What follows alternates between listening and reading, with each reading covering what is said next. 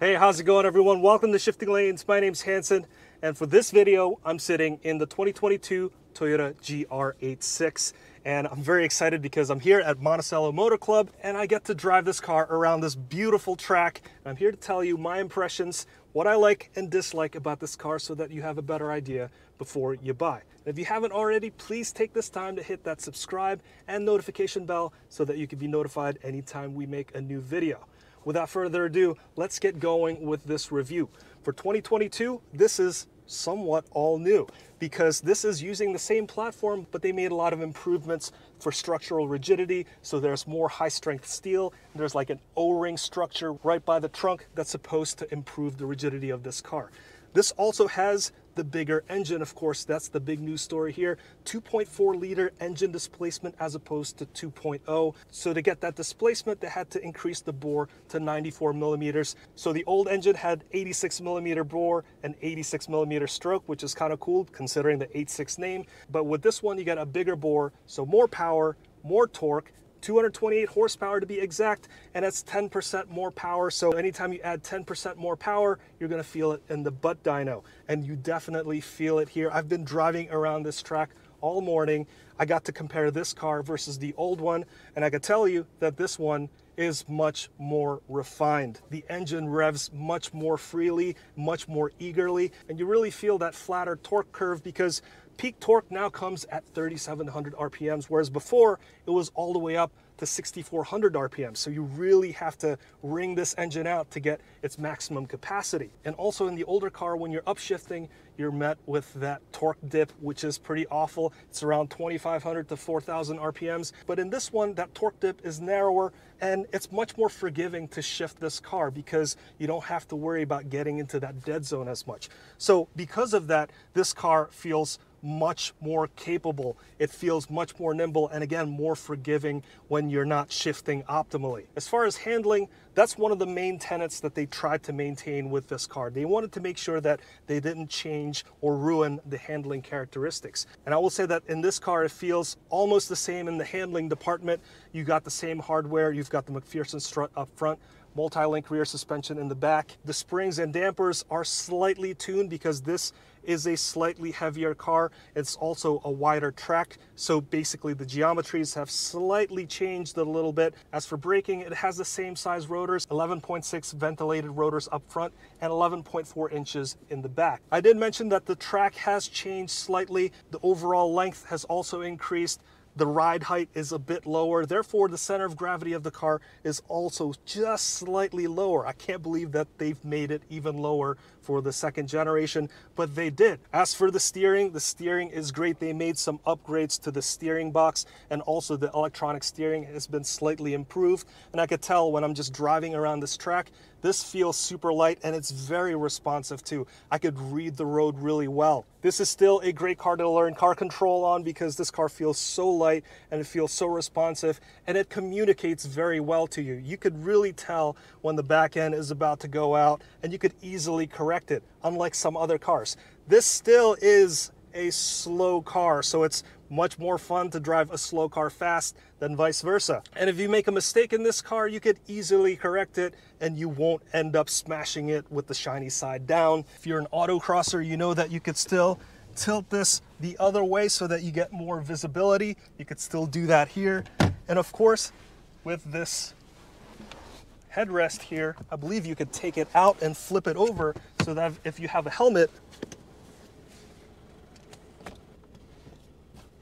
there you go. Perfect for autocross. If you have a helmet, you could turn this backwards and you get more clearance. As for the interior, you still get the same Toyota DNA in here. This is not the premium version.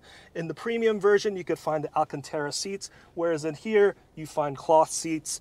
That's okay though. If you're an autocrosser, you want to get the cheaper one, and this still has all the important mechanical bits, still has that limited slip differential, so that's awesome. But in terms of the interior, yes, it's more futuristic. A lot of things are more usable. The HVAC controls look much fancier, albeit the material quality is still not so great, but that's okay because this is less than $30,000. No pricing is official just yet. We're gonna hear more about it as it comes closer to the sale date, which is around November 2021. So probably in October, we'll hear more about the pricing, but they expect this to be less than $30,000, like comfortably below $30,000. So most likely after destination, still below 30K. And by the way, this is how it sounds.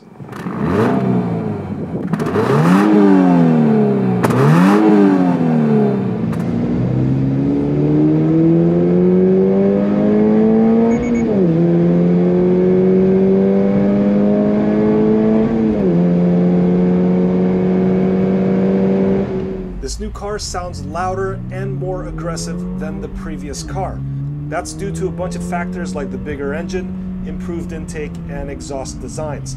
But I think it mostly has something to do with active sound control, where extra noise is piped in through the speakers. And that's a good feature because it'll help mask the sucking sounds of your wallet emptying as you pay even more to operate the new GR86. Estimated mileage has decreased across the board.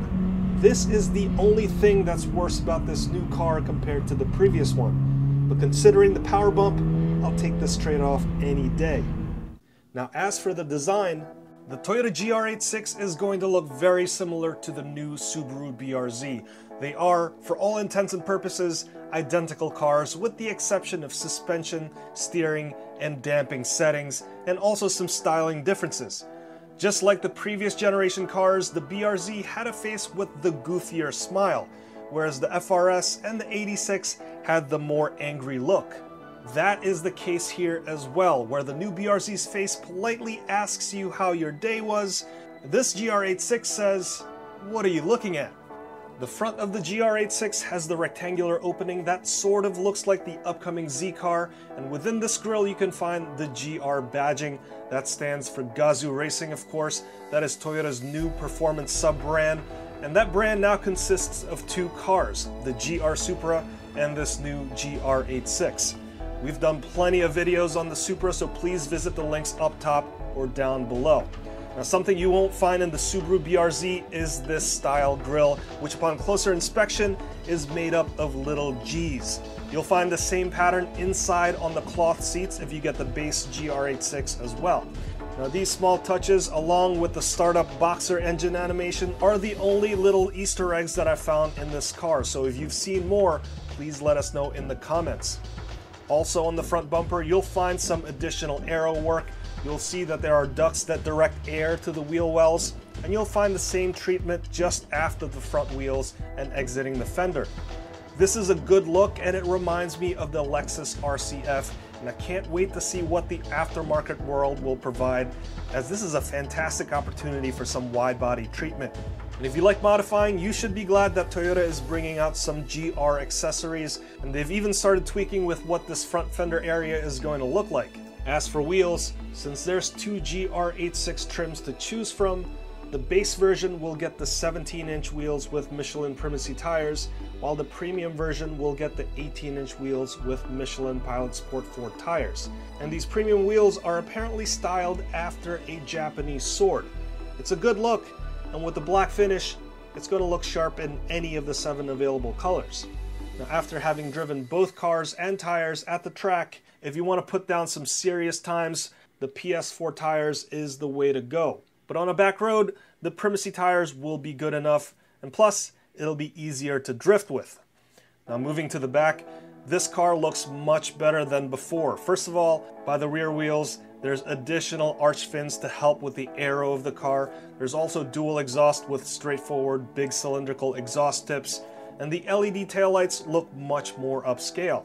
There's now also a trunk release button, which is about time. And finishing off, the trunk lid looks much more sporty with the integrated spoiler, and if you get the premium model, you'll get the more pronounced duckbill spoiler, and that dramatically changes the look of the car.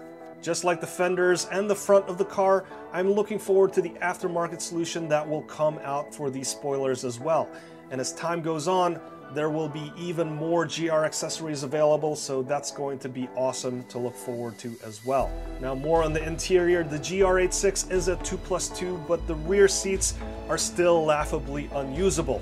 But just like the one before it, you can fold the second row down and have enough space for 4 spare tires. That's perfect for your weekend autocross or track days. Technology-wise, the instrument cluster is now digital with a 7-inch screen on the left-hand side and a mini display on the right. The display can change depending on your driving mode settings, so there's normal, sport, and track.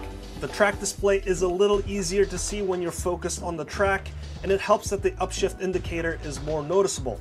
There's also an upshift chime like this.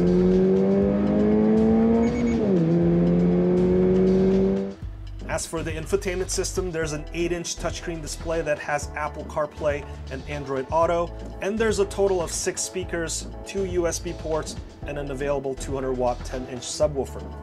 And safety-wise, this GR86 has Subaru's EyeSight system, so it'll give this fun sports car adaptive cruise control, pre-collision system, lane departure warning, and automatic high beams.